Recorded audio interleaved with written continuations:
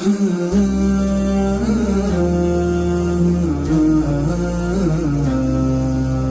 الحمد يا ذا الجود والمجد والعلا، تباركت تعطي من تشاء وتمنع.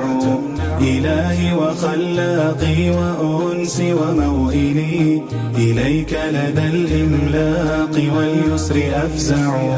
إلهي لئن جلت وجمت خطيئتي، فعفوك عن ذنبي أجل وأوسع. إلهي لئن أعطيت نفسي سؤلها، فها أنا في أرض الندامة أرتع.